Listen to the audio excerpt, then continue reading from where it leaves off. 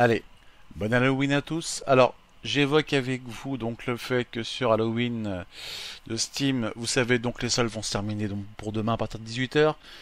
C'est toujours rebelote, hein, vous savez que chaque vacances, de toute façon les soldes reviennent de manière continuelle, donc automatiquement vous savez que si vous êtes patient, vous mettez un petit billet dessus, ou sur un stand gaming ou sur un EBA. Mis à part le jeu, donc vous avez pu voir rapidement en spin, à savoir qui était donc Victoria 3, que je pense que je ferai peut-être l'acquisition parce qu'honnêtement ce genre de jeu me plaît énormément. Je pense que je l'achèterai.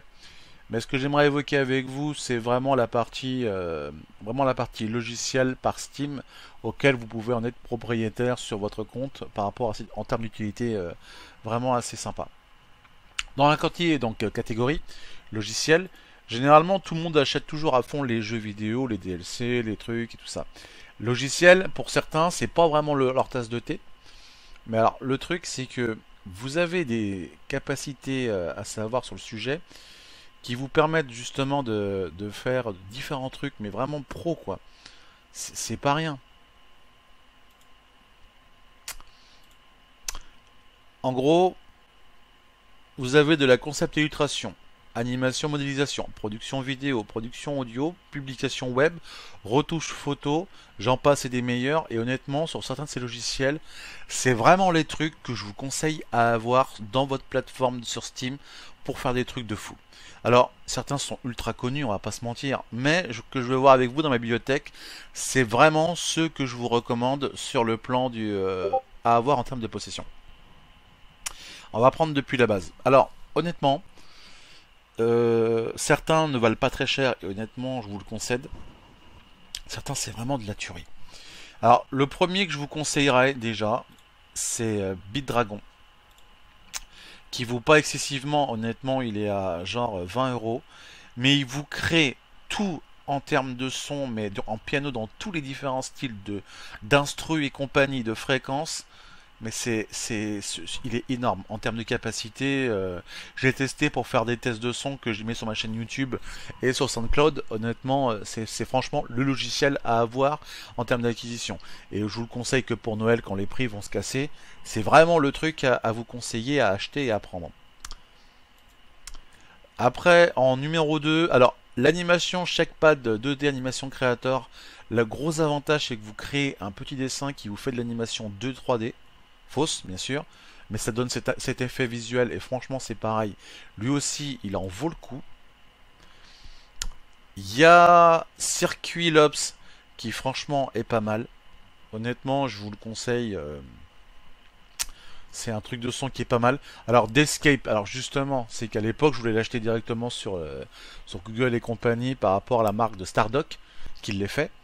Et honnêtement, Descape, c'est une tuerie pour la création animation de bureaux 2D auquel vous-même vous faites vos propres images, donc en termes de création et d'animation vidéo, en termes de rec. Donc honnêtement, il n'y a rien à dire. Franchement, celui-là, c'est pareil. Il y a Digimix Pack. Je m'en suis servi pour faire des bandes son que vous avez écouté sur ma chaîne YouTube. C'est pareil, il est fantastique ce putain de logiciel.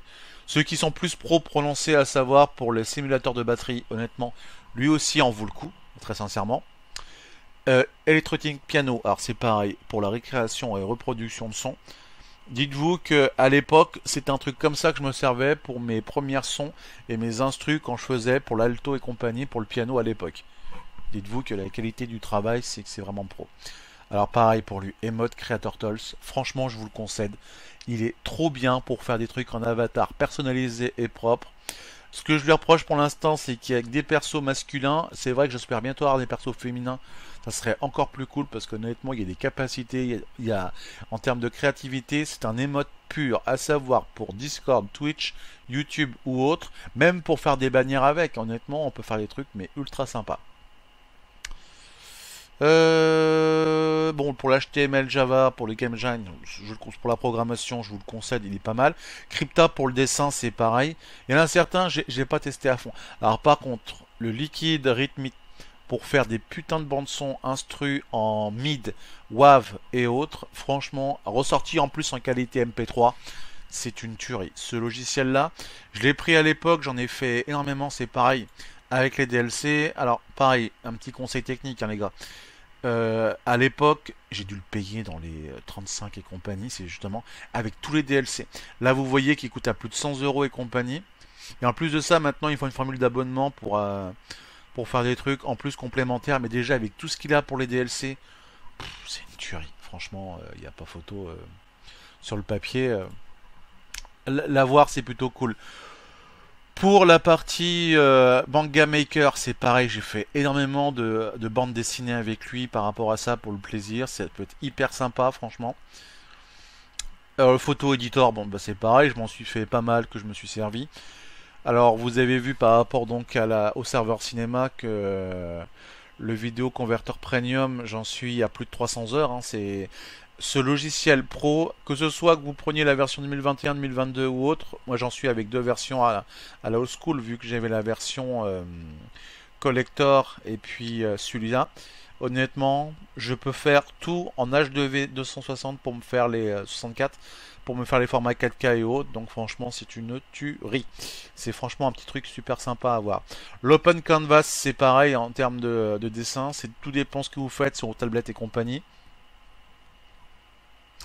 Il y en a un autre aussi qui est pas mal, c'est que je dis pas de bêtises, le Pixel Studio pour créer des mini avatars en forme de format 2 pixels à la mode old school, c'est pareil.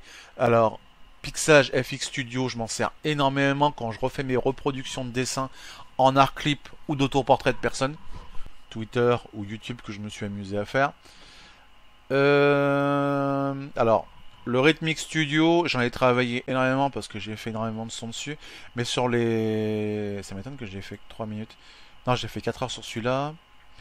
L'autre, j'ai fait que 5 minutes parce que j'avais pas eu le temps.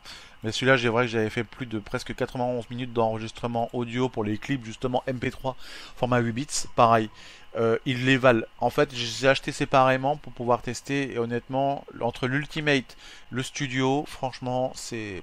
Voilà. Il y a pas photo. Bon, le Soundpad, je vous conseille qu'il faut quand même. Franchement, c'est un truc qui coûte pas, qui coûte rien. Mais honnêtement, pour celui qui nous l'a créé, franchement, c'est une tuerie ce logiciel. Pour mettre de la bande son en même temps que tu joues, en faisant un gameplay, en étant solo et tout ce que tu veux. Bon, Stream Avatar, tout le monde le connaît par rapport donc sur Twitch, bien évidemment.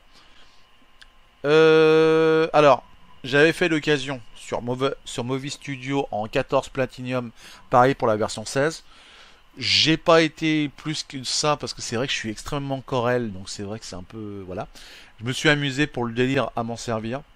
Alors par contre, un tout petit truc en termes de bonus, en termes de logiciel, parce que lui des fois je m'éclate avec le X Magix Mouse, mais vous faites des trucs de diffusion avec lui en termes de plasma, en termes de néon. Votre souris c'est une version d'un artifice en feu d'artifice continuel. Franchement c'est top. C'est vraiment le truc que je vous recommande le plus sur la partie logicielle, sur le plan bureautique. Après, bah, c'est toujours pareil. Alors, j'avoue, à titre personnel, pour faire juste la fin de parenthèse pour les prochaines soldes pour Noël, sur le côté SNK, c'est vrai que actuellement, j'en ai fait pas mal d'acquisitions sur la Neo Geo, vu que je travaille mon serveur rétro gaming dans ce sujet. Et en gros, c'est vrai que j'ai récupéré pas mal de jeux de l'époque. Donc là, il y aura la Neo Geo Captain sur la partie donc console d'arcade à l'ancienne auquel je me ferai plaisir. Et il y en a un justement pour la Neo Geo. Le bundle avec tous les anciens grands classiques de l'époque, j'en ai fait l'acquisition de Metal Slug et compagnie. Mais alors par contre, ce que je vous conseille, je refais vite fait hein, parce que ça, je les ai vus, mais je vais me faire vraiment plaisir. Courant décembre, c'est que les Samurai Shodown, reconnus pour les jeux de baston, comme pour le Neo Pocket pour l'acquisition, c'est...